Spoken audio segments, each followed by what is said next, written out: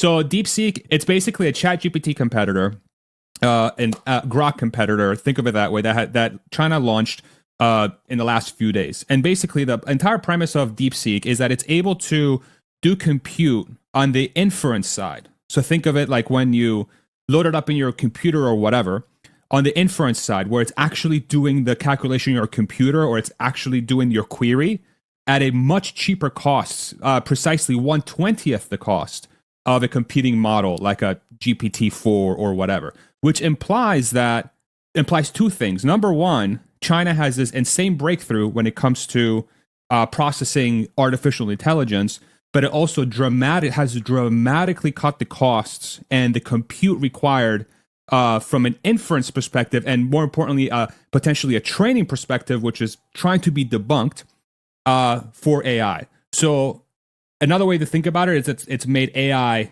way cheaper, quote unquote, and it's made it way faster to process, which implies that we're way farther along the technology curve than a lot of people realized. Okay, so I'm going to stop there, and I'm going to let Hans come in and actually fill in the gaps from a technical perspective and what he's thinking. So let's blow this up into a bigger discussion, because that's some of the core truths, and then we can set aside the whole, did it actually use $6 million of compute?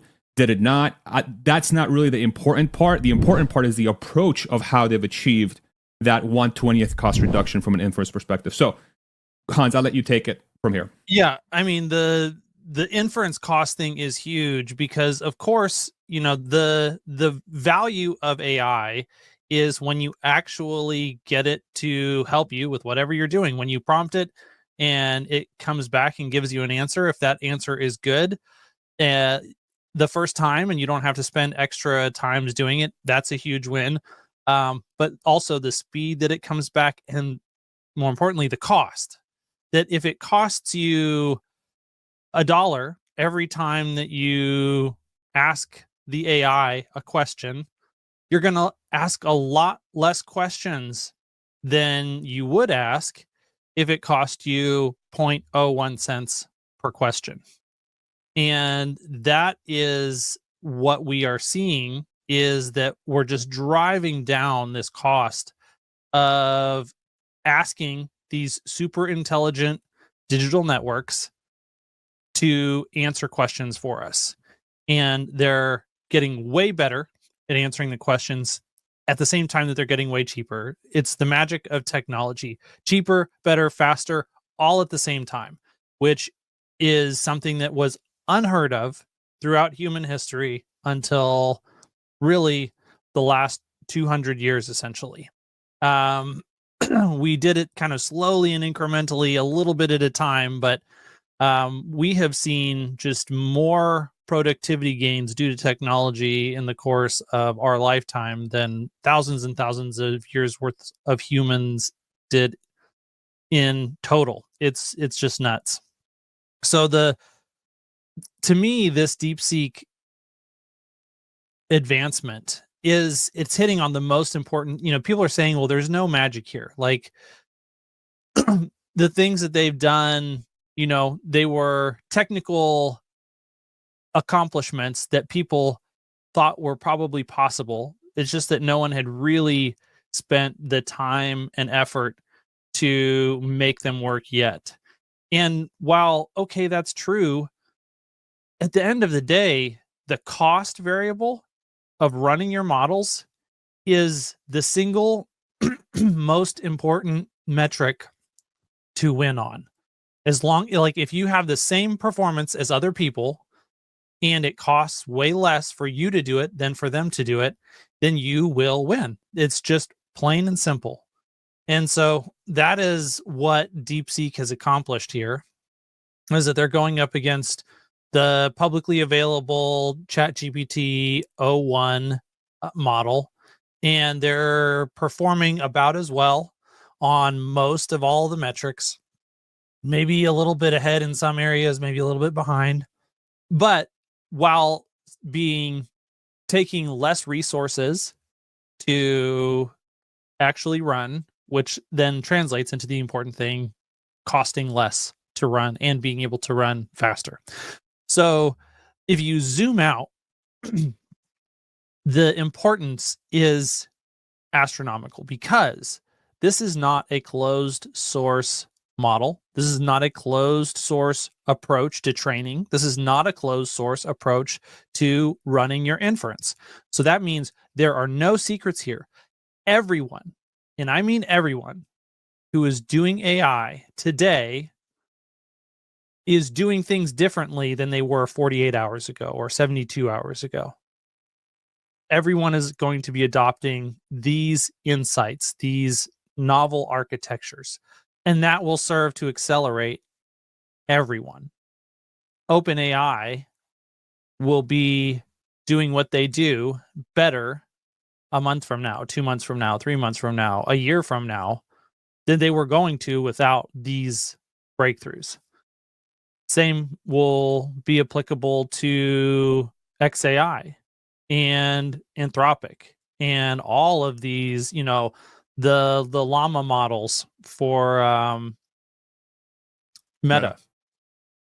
And it is a huge testament also to the power of open source, that open source has really caught up to the lead that OpenAI had, shaved it down to 0, and actually has a lot of benefits. That, you know, if you're using an open source model, you are not OpenAI's bitch when they decide they want to charge you more money, or they don't want to let you do the thing that you want to do in the way that you want to do it because rules. Anyone can use these models the way that they want to use them. And now they can do those things at costs that are affordable to build novel services and products that the world has never seen at a pace that is mind-numbingly fast. So that's the high level takeaway. Like, just the way that ChatGPT, the day after, there have been a number of these moments throughout the evolution of artificial intelligence over the last 15 years. You know, you have the AlexNet event where it's just like, oh shit, neural networks in silicon can do the types of things that human brains can do that computers have always sucked at forever. Now there's an entirely new way to use computers and to use software to do things that we care about that we couldn't do before. Poof. And off goes the AI race. This is what began all of deep learning. But then the attention is all you need paper by Google that really starts, oh, wait, now we can use large language models specifically, and they're kind of like this universal tool that can just learn dang near anything. And then everything is different. Then ChatGPT launches, and people are like, oh, wow, we can actually make these LLMs super useful to people in their everyday life. And it's such an interesting product that has so many unknown use cases that millions and millions and millions of people around the world are just going to start using it overnight. That's a whole different world. This is the same type of impact that this DeepSeek model is going to have. And what we see is that periodically, every few years, we get one of these moments. And I think that we're going to get these moments faster moving forward, not slower. Because one of the things that is just, you know, painfully obvious if you step back and look at this from a first principle standpoint is that while it is absolutely incredible what these LLMs can do, it's also mind-numbingly retarded on another dimension, that you have to have billions and billions and billions of dollars worth of computers sucking up more power than an entire city to train a model that is not even as smart as one single human brain. That is incredibly inefficient compared to what we know is possible, because we know the human brain does so many things so much better than artificial intelligence does it. But because they're computers and not biological squishy meat sacks full of neurons. There are some things that they can do that we can't do that make them incredible. They're so much faster than our brains. And because you can arbitrarily just make it gigantic to scales, both in memory and computation power, that is just, absolutely beyond anything the human mind could be capable of on its own, then you have a whole new set of things that it can do and ways that it can augment our human capabilities. And so that's what we're building. And this DeepSeek set of breakthroughs, both, there are technical breakthroughs on the training side, even if you say that it costs them the same as other people. The way that they train this model is different. The overall idea is that you have special parts of the overall neural net that you're training that have knowledge on a specific thing, and you're putting them all together, and you are using all of their competing expertise to basically run a competition inside the neural net to provide the best answer. And then you have a selection layer on top of it that says which one it picks, which one is the best. And all of that gets fine-tuned. But the way that this has been implemented for all of the models prior to DeepSeek is that you would go ahead and have all of those experts think through their problem-solving process independently. And just to be very clear, when we're saying experts, we're saying like kind of like AI, like actual experts in the AI code, not actual human experts. I want to be very clear on that. Yes. They're experts within the AI code. Think of it. They're like little agents of sorts. Go ahead. Yeah, it's like a section of the overall brain that is good at one specific set of things.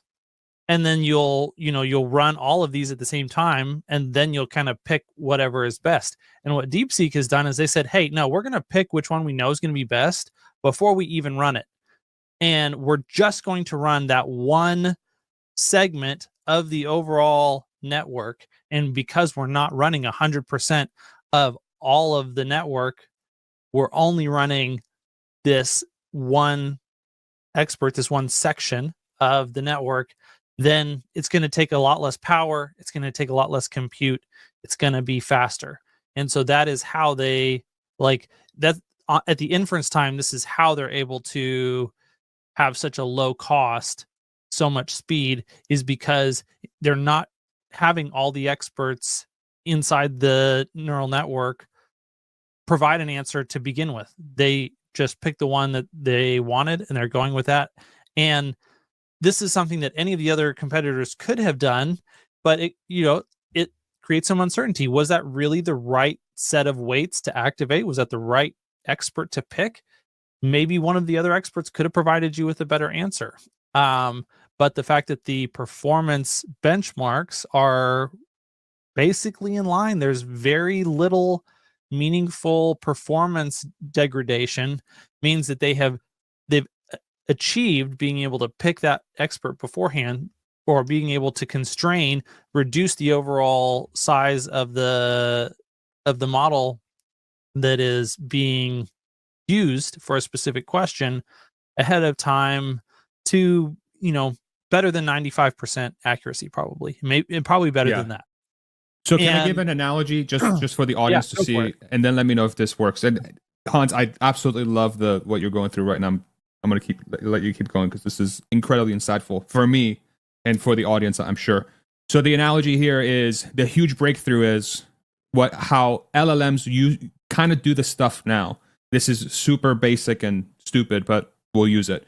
It's as if let's say the AI lives in a room full of 1,000 experts, right? And then you go in and you're like, hey, I'm trying to run this query or whatever, but I need to figure out which one of you do the best job at each part of figuring out the answer. So I'm going to test all of you on all your capabilities. And then when I get the results back, I'm going to go out and pick the people that I want after you give me my test results back. And then I'm going to have you guys do that job. And then the job's going to get generated by y'all, and then we're going to get a result that's going to be good. But the breakthrough here is instead of doing this for every task, so you go back and do it again. You go back, like maybe one day some guy didn't have enough coffee, and maybe that guy's kind of like rough. So you're like, okay, I want to remove every variable of not everybody being at their best every single day, right? So you go in and retest everybody over and over and over again for those specific tasks. What DeepSeek's doing is that instead of going to a room of 1,000 people and running that test every day, they're like, okay, I know y'all 20 of the 1,000, y'all are good enough. Just come with me. We're going to go in a small room, and then I'm just going to give you the results. Just generate it for me. Don't do the test. Just generate the results. And that's why, because you don't have to pay 1,000 people to take the test. You just pay 20 people, right? Is that a fair? Yeah, analogy? that's an analogy that should work. The implications then are pretty significant, and they touch on a number of. So when I was saying earlier that this change that DeepSeek has just forced on the entire AI machine learning world is that we've been operating under these assumptions since ChatGPT was released, that a lot of people talk about as the scaling laws, that there are a lot of different ways that you can make a model perform better. You can, and people in the Tesla community understand these things if they've been paying attention to FSD. You can have a bigger computer. You can have a bigger training set. You can have higher quality data, all of those things. More parameters. And then, yeah, you can increase the size of the model that you're training. That's another one. And all of those things just assumed that we're going to continue to use the same algorithms that we're using today, and we're just going to use the same methods that we're using today, and we're just going to add more of everything that we've been using, and it's just going to get better. And that has proven to be true. We don't know why it's true. We don't have a specific law that we can point to that says this will continue to be true forever. But we know that when we do this, it pretty much continues to keep getting better and better and better. And so if people are saying, hey, I want to be able to say in 2026, my software is going to be able to do this, and I can have pretty high confidence that it's going to be able to do that, just because, like for Moore's Law over the past 60, 70 years, at whatever it's been now, that even though people are always saying that Moore's Law is dead, it just continues to deliver day in and day out. And scaling laws have kind of been the same thing. Then we have even opened up a new branch here recently with OpenAI. When they released their O1 model, they were able to say, hey, now, the other place that we can get even more gains is let's just spend more time thinking about the problem when it is time to actually answer the question. But so poof, man, you can just get way better, but you're spending a lot more money and a lot more time when you're actually asking the question to get your answer back, because it's got to think for longer.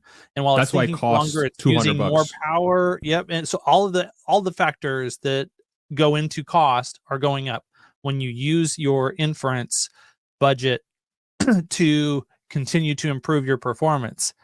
And but that's what, it's like, okay, for OpenAI, that's what they had to do, because they had run out of the ability, like they were pretty much maxed out on the cluster that they had. They couldn't grow it as fast as they needed to continue improving their performance. They were maxed out on the data they had access to. Because they couldn't get a bigger cluster and more data, they really couldn't just increase the size of the parameters that they were using to train the model. And so they hit a ceiling in all of the areas that they could grow in feasibly and economically. So they had to go in this other direction and explore, can we improve performance with inference? And poof, it works. And that's really not a surprise, because the only reason we didn't know that it would work before is because no one had really tried it and figured it out. And once they ran up against the wall of reality that says, okay, you can't grow any other way, you got to figure this out, then they concentrate their resources on that thing, they figure it out, and poof, they break through, and we're just on a new path to continue to improve these models. But then DeepSeek comes along, and just like OpenAI had reached a whole bunch of constraints, DeepSeek had even more constraints. They probably have access to the data that they need. So maybe data is not necessarily the constraint, and they actually have a really sneaky advantage in data that we'll talk about in just a second. But they certainly have restrictions on the number of GPUs that they have access to, which is not zero. The U.S. has tried to make sure that Allegedly. China, has zero of the most advanced NVIDIA chips, but who's going to stop the Chinese government? When there's a will, there's a way. Yes. Like, China knows this is an existential area of technological development that they cannot afford to be even a year behind the United States, much less 2 or 3 or 5 or 10 years behind. And so they're going to figure this out.